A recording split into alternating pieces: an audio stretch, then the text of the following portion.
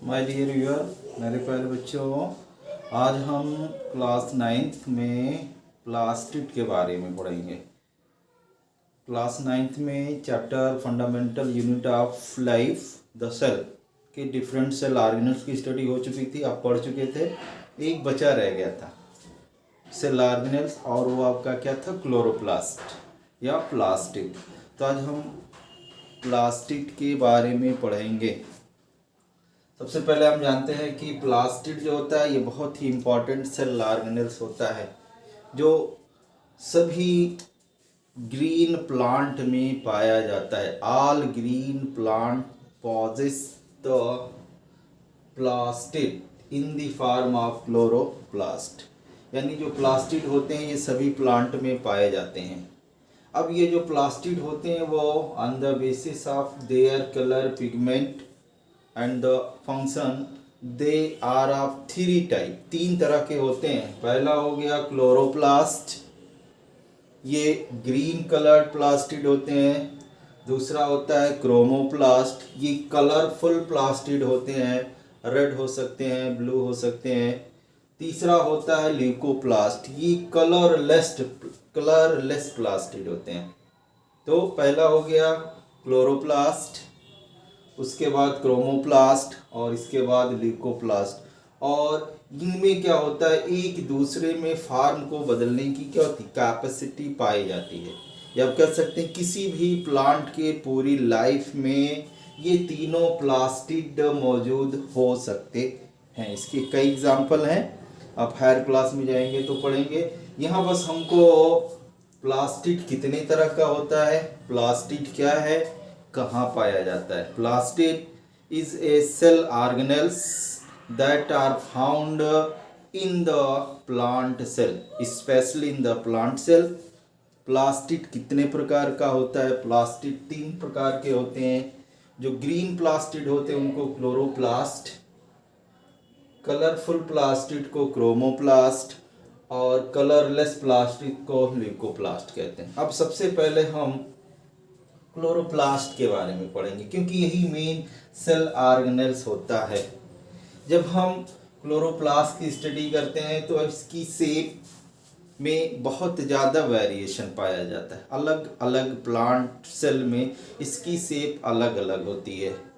Spindle shape हो सकता है, रेटिकुलेट होता है, हार्स शू शेप हो सकता है, बहुत ज़्यादा वेरिएशन पाया जाता है। इन जनरल एक प्लास्टिक का ये स्ट्रक्चर है।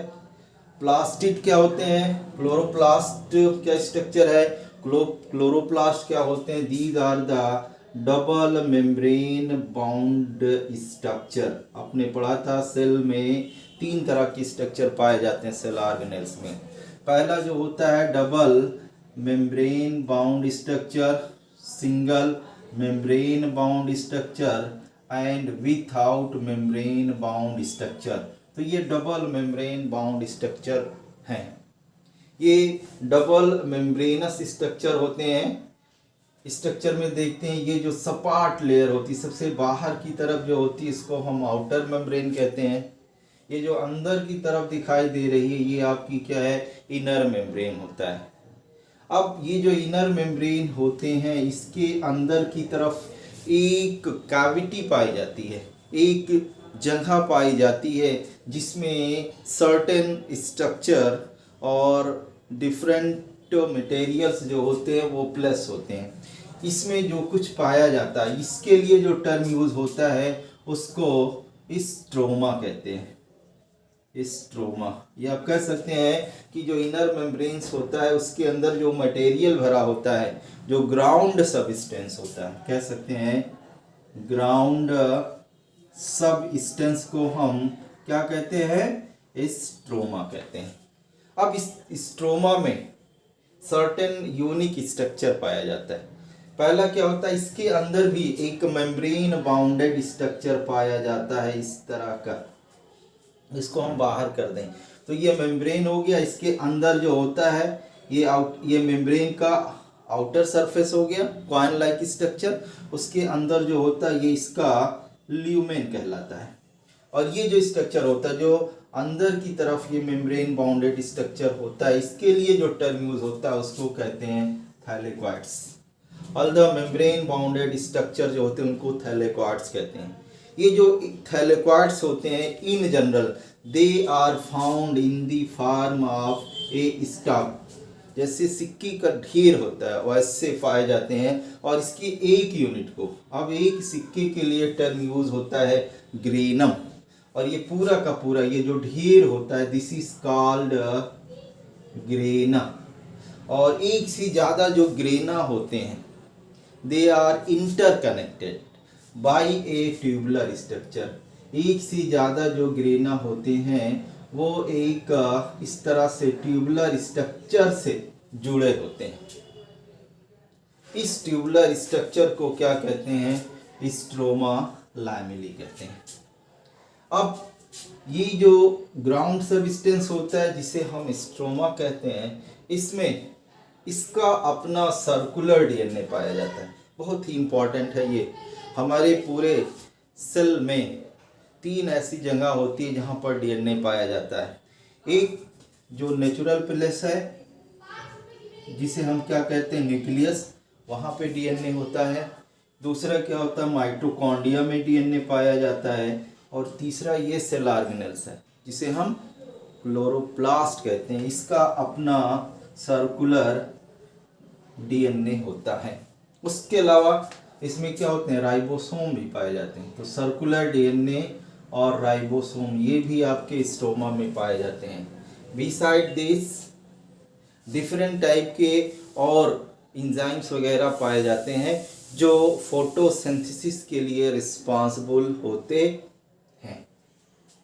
एक चीज ये जो स्ट्रोमा होता है इसका बहुत इम्पॉर्टेंट रोल है। उसके अलावा ये जो ग्रेनम होता है उसका भी इम्पॉर्टेंट रोल है। सबसे पहले ये स्ट्रक्चर आपका क्लियर हो गया। अब फंक्शन के पॉइंट ऑफ व्यू से अगर देखते हैं तो it is the site of photosynthesis, यानी जो आपका क्लोरोप्लास्ट होता है यहाँ पर क्या होता है फोटोसिंथेसिस की प्रोसेस होती है। अब आप जानते भी हैं फोटोसिंथेसिस सबसे कॉम्प्लिकेटेड प्रोसेस है in reference to the living, because for this a series of experiment are operated. बहुत लंबा एक्सपेरिमेंट हुआ, बहुत से साइंटिस्ट ने मिल करके एक्सपेरिमेंट किया, तब जाकर के फोटोसिंथेसिस डिफाइन हुई, एक्यूरेट डिफिनीशन आई। तो अल्टीमेटली ये जो फोटोसिंथेसिस होती है वो कहाँ पर होती है? इसी सेल ऑर्गेनेल्स में होती है, यानी क्लोरोप्लास्ट में होती है। अब फोटोसिंथेसिस जो होती है इट इज 2 स्टेप प्रोसेस। बस इसी को समझ लीजिए, काम खत्म हो गया। फोटोसिंथेसिस 2 स्टेप की प्रोसेस होती है। पहली जो होती है इसमें लाइट एनर्जी को यूटिलाइज किया जाता है with the help of chlorophyll and this energy are use for the formation of energy rich compound ATP and NADPH, and also this energy are used for the splitting of the H2O। और ये जो process होती है इसको कहते हैं light reaction. अब उसके बाद कार्बन डाइऑक्साइड को फिक्स करके ग्लूकोज मॉलिक्यूल्स का फॉर्मेशन होता है। ये जो प्रोसेस होती है इसको कहते हैं डार्क रिएक्शन। अब फोटोसिंथेसिस में ये बहुत डिटेल में पढ़ेंगे, बस इसका फंक्शन होता है। यहाँ पे आपको जो बताना मेन मकसद था कि ये लाइट रिएक्शन में 3 कंपोनेंट का, वैसे अगर हम देखते हैं एक चीज़ और यहीं क्लियर करते हैं कि जो फोटोसिंथेसिस होता है इसमें आपका 4 कंपोनेंट यूटिलाइज होते हैं। सबसे पहला आपका होता है क्लोरोफिल, नंबर 2 होता है कार्बन डाइऑक्साइड, वाटर और सन लाइट। इनमें से क्लोरोफिल, वाटर और सनलाइट, इन तीनों का जो यूज़ होता है वो लाइट रिएक्शन में होता है। बचा है ये कार्बन डाइऑक्साइड, इसका जो यूज़ होता है वो डार्क रिएक्शन में होता है। तो बस आपको ये पता होना चाहिए कि लाइट रिएक्शन और डार्क रिएक्शन इसके अंदर कहाँ होता है। तो ये जो लाइट रिएक्शन होता है ये आपका इसी आपके स्ट्रोमा लैमली और जो ग्रेनम होता है, मेनली जो ग्रेनम होता है इसमें आपका जो ग्रेना होता है इसमें लाइट रिएक्शन होता है, और ये जो ग्राउंड सब्सटेंस कहते हैं जिसे हम स्ट्रोमा कहते हैं, स्ट्रोमा में क्या होता है, डार्क रिएक्शन होता है। अब उसके बाद आता है क्रोमोप्लास्ट। जो कलरफुल प्लास्टिड होते हैं उनको क्रोमोप्लास्ट कहते हैं। इन जनरल ये पाए कहाँ पे जाते हैं, ये जो आपके फ्लावर हो गया, फ्लावर में कलर होता है और फ्रूट में जो कलर होता है that is due to presence of chromoplast. उसके बाद आता है ल्यूकोप्लास्ट। ये कहते हैं ये कलरलेस, ये आप कह सकते हैं ए ग्रैनुलर्स प्लास्टिड होते हैं, ये कलरलेस प्लास्टिड होते हैं and mainly this is the storage device in the case of plant. Plant में ऐसे प्लास्टिड होते हैं जो फूड को स्टोर करते हैं different part of the plant body. वो आपके रूट में हो सकता है, स्टेम में हो सकता है या लीफ में हो सकता है। अब ये जो स्टोरेज मटेरियल्स होते हैं इनके बेस पर ल्यूकोप्लास्ट को 3 ग्रुप में डिवाइड किया गया। पहला हो गया ऐसा ल्यूकोप्लास्ट जिसमें स्टार्च को स्टोर किया जाता है, ऐसे ल्यूकोप्लास्ट को एमाइलोप्लास्ट कहते हैं। एमाइलेज आप जानते हैं बहुत ही फेमस है, स्टार्च से रिलेटेड टर्म यूज होता है। तो जिसमें स्टार्च को स्टोर किया जाता है, जो भी हम लेते हैं स्टार्च का यूज़ करते हैं, चावल हो गया, पोटैटो हो गया, उसमें आपका अगर ल्यूकोप्लास्ट होगा तो कौन सा होगा, एमाइलोप्लास्ट होगा। उसके बाद हम ऑयल और फैट का यूज़ करते हैं, तो ऐसे प्लांट प्रोडक्ट जिसमें फैट और ऑयल स्टोर होती है ऐसे ल्यूकोप्लास्ट को एलियोप्लास्ट कहते हैं। और लास्ट में क्या होते हैं, जो प्रोटीन रिच प्लांट प्रोडक्ट्स होते हैं जहाँ पर प्रोटीन को स्टोर किया जाता है ऐसे ल्यूकोप्लास्ट को एलियोप्लास्ट कहते हैं। Thank you.